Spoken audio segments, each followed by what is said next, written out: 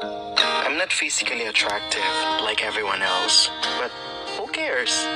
Ang reality kasi natin, nagiging pangit ang isang bagay o tao kapag hindi nito na-meet ang standard natin or expectations. For me, it's okay, and that's totally fine. Kung hindi ko man na-meet ang standards and basis mo, walang problema sa akin. Basta ako, for me, maganda ako, and that's enough. Every time na ginagawa kong presentable ang sarili ko, may isang tao na laging nagpapaalala sa akin. Sabi niya, magpaganda ka para sa sarili mo, hindi para sa ibang tao. Kaya sabi ko, okay, acceptance is the key. Kaya ako bilang ako, I am beautiful no matter what they say.